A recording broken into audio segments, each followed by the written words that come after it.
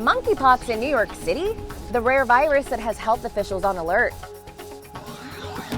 Tracking evening showers and thunderstorms and the warm start to a hot day. And is jumping off a bridge the best way to relieve stress? Meet the group of bungee jumpers who seem to think so.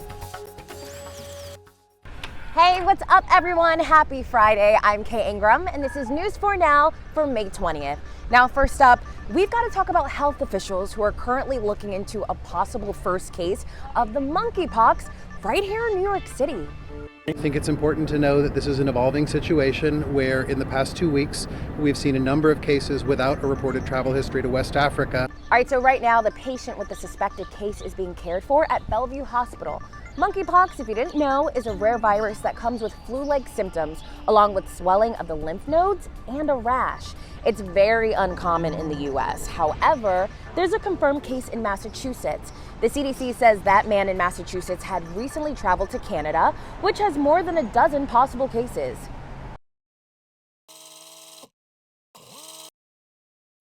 Meanwhile, the mysterious cases of hepatitis that have been making children sick around the world have now been found in New Jersey.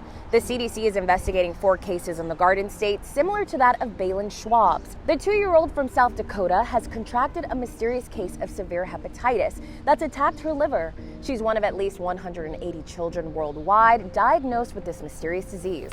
1 in 7 need transplants to survive. The disease is puzzling to health officials because the children were otherwise healthy before contracting it. It's extremely rare. It's something that does evoke concern. Like you sit here and think like there's 100 cases, why my kid? Like I don't. The CDC says the symptoms of the disease in children are jaundice, which is the yellowing of the eyes or skin. Discolored urine and stool as well as diarrhea and fatigue are also symptoms. All right, y'all, it's official. Former Mayor Bill de Blasio is making a run for Congress in the redrawn 10th district that includes his Brooklyn home. The 61-year-old toyed with running for governor this year, but decided not to challenge Governor Kathy Hochul. He also had a short-lived run for president in 2019. Hi there, I'm Storm Team 4 meteorologist Marie LaRosa, and watching some showers and thunderstorms possible for this evening. Temperatures staying in the mid and upper 60s, and then cloudy skies heading into tonight, but we stay really mild. Morning temperatures in the 60s. But we've also got to watch that storm threat for this evening between 6 and 9 p.m. in through the city, and then beginning to clear Long Island and Connecticut after midnight. We may even have some of that morning fog again tomorrow morning, but as you can see, pretty mild. Temperatures staying in the 60s from the city, Newark, Long Island as well, even into the Hudson Valley, Sussex and Poughkeepsie staying in the low 60s. This, of course, the start of a really hot day. We have that heat advisory going into effect by midday on Saturday. Most of New Jersey, the Hudson Valley and Connecticut. The cool spots, expect those to be for Long Island, coastal Connecticut and down the shore. All right, next question for you. Do you find taking extreme risks a form of a therapy? Well, there's this group of formerly rogue bungee jumpers who have purchased a railroad bridge in order to turn it into a legit business. NBCLX is here with the story. Check it out. When you leap off of something, you're just focused on that moment, and that's it, and nothing else matters.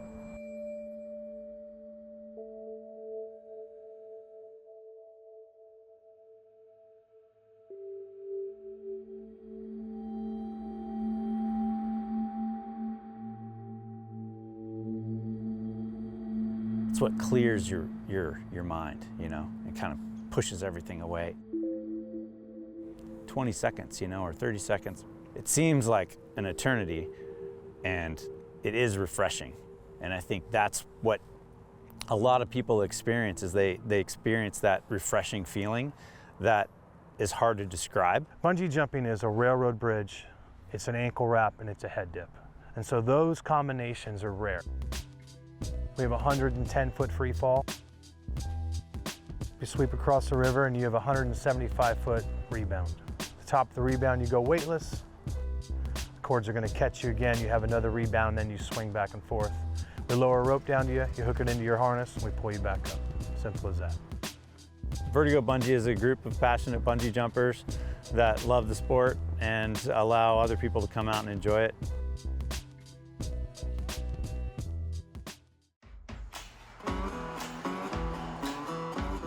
We're located here in Lawrenceburg, Kentucky. We operate off the Young's High Bridge, built in 1889. This bridge was used to supply coal to a coal plant down on the river behind us. The person we bought this from, Craig, he came in and he recycled the tracks. And he couldn't tear the bridge down because the Kentucky Historical Society has a lock on it. So it sat for years until we approached Craig with our idea. Vertigo Bungee is Jason, Mike, Doug, and myself. We started jumping together a long time ago, and we just had a passion for jumping off bridges.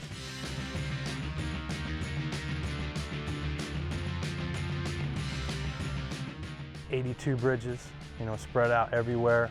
We've had permission for a few of them.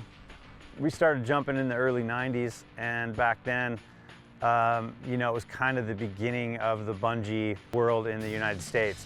Back then, most of the things that we jumped, we just did it without asking permission. At that time, it was kind of split between Tahoe and Washington. We just taught ourselves how to do it, We had a way of respectfully going onto a bridge. We were in Seattle, so we could go to the University of Washington, and they had a map room. Like 6,000 maps that covered every square inch of Washington state. We could count the topographical lines on the map and get an idea of how high it was. And we would take notes, and we would circle what we thought was a bridge, and we would do that for days on end. Live railways, live roadways, and you take the necessary precautions to make sure you're not going to get run over by a train. I was put in jail in New York, put in jail in Del Rio, Texas. I've had trespassing tickets. I've had our equipment confiscated. Kind of crazy, but I got an FBI file caught on some federal bridges. So in 2014, we purchased the property. When we got here, it was just railroad ties. So we put our money together and we fabricated this whole deck, all these railings, all the way out to the middle. It's 950 feet. Took us a long time. We had to do the groups back in the day when we were doing the bandit loads and having to assemble people as a group. And I think that group aspect, it creates a chemistry that kind of really brings people together. And everybody's there for a different reason, Some people are there to conquer their fears, some people are there to celebrate life. And we really do have a lot of different stories that come out here. It's called the Young's High Bridge. We're standing 240 feet above the Kentucky River. And yes, it is a bungee jump. So it is rubber bands that you're attached to. And we put everybody right down there close to the river. So you can't expect to be within 10 feet of the water, all right? It's important to think about this as a diving experience, not a jumping experience, okay? You are going to be diving off of this bridge. Make sure that your head leads the rest of your body, okay? I feel like the reason people are so motivated to do this crazy stuff is because it's one of the safest things you can do, but in the most terrifying way possible. That's in a way why I love roller coasters so much. We are at Kings Island, day 2 of our trip to Cedar Point. At Busch Gardens, Tampa, and Tampa Bay, Florida. 6 Flags over Georgia. Canada's Wonderland. Holiday Park in Germany. Here at Toverland in the Netherlands. Ferrari Land in Spain. I've actually ridden exactly 547 roller coasters across the United States, Canada, and Europe. And a ton of people have told me that I'm probably the youngest person in the world to ride that many. When Logan first started, really being obsessed is the word for it. He was obsessed with roller coasters. It's all he talked about. He covered his room with maps of theme parks, and it was like his main thing.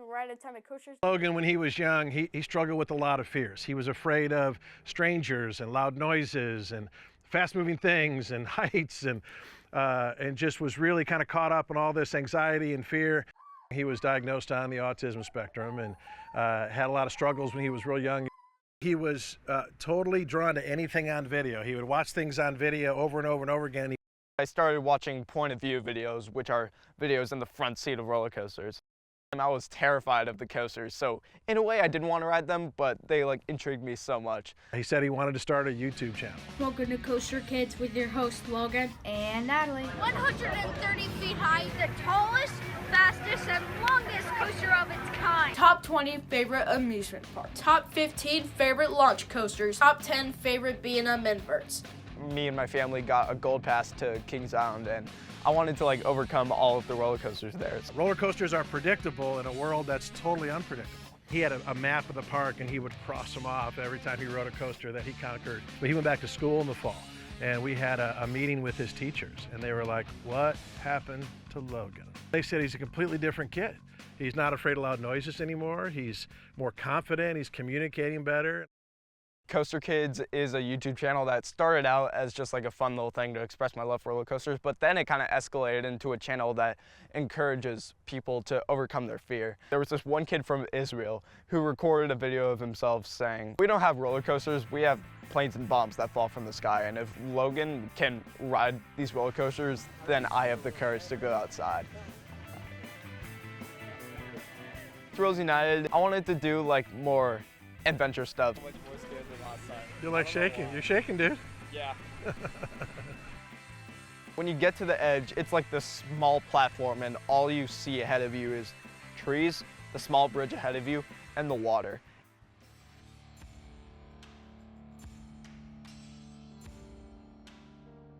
All right, let's go. 3, 2, 1. Oh my God!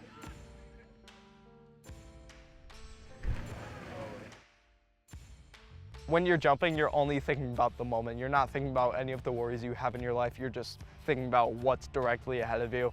That was incredible. I'm so glad I went back here. It's like so peaceful, but terrifying at the same time, and that's what I love about it. You commit and you just leap off, literally leap off of something, targeting a goal and committing to it. And I think that right there in itself is what people are in search of.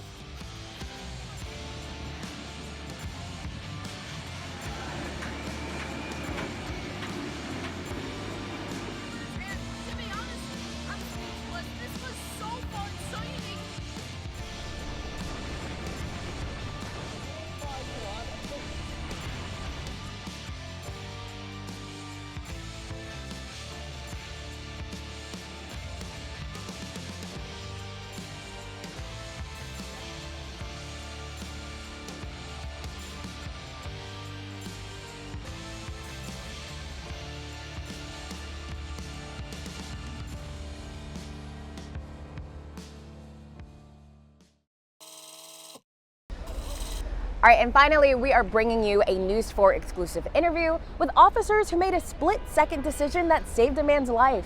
I'm talking about a blind man who ended up on the subway tracks and was saved just minutes before the train pulled into the station. News 4's Ida Siegel is here with the exclusive video you're not going to see anywhere else.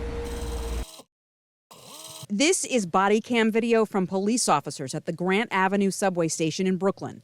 They are running because they see a man on the tracks. Out of the corner of our eyes, we saw somebody fall into the tracks. You can see him fall once again as he struggles to get back to the platform. That man was 61-year-old Suleiman Rifai. He is blind, but has safely taken this trip on the A train every day for 17 years. On Wednesday, however, he misstepped. I was walking using my cane, tapping, and before I knew it, I was off the platform. I tried to reach up so I can climb up to the platform. It was too high for me. I'm not gonna lie, I froze for a second, and then I said, let's get this guy up. And it was just in time. They all heard the rumble of an oncoming A train. Then I heard the police voices. "You're okay, don't worry, we got you." They lifted me up the platform. Once he got within distance, I just grabbed him. I just grabbed his arm and pulled as hard as I can. Sir, you okay? Yeah. Okay. While Suleiman lay on the tracks, he was afraid, of course, but he had a grit and will to survive that's helped him in the past. Suleiman has run almost 20 marathons, and he's run up the Empire State Building twice. And the day he fell, he was on his way home from work as a social worker serving the homeless. He rides the subway an hour and a half, both directions every day. Suleiman's family believes he has a guardian angel watching out for him, who showed up in the form of 2 police officers who weren't even supposed to be there, but got reassigned as part of the mayor's plan to beef up security on the subway. I think anyone in our shoes would have done the same thing. What do you think about these officers?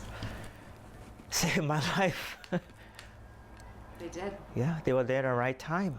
Suleiman is nursing a broken nose and some other bumps and bruises, but otherwise he's okay. He says he'll get back on the train and get back to work next week. Ida Siegel, News 4, New York. See, I love a story that has a happy ending. Am I right? All right, well, thanks so much for checking in this week. We'll see you back here next week on News 4 Now. See ya.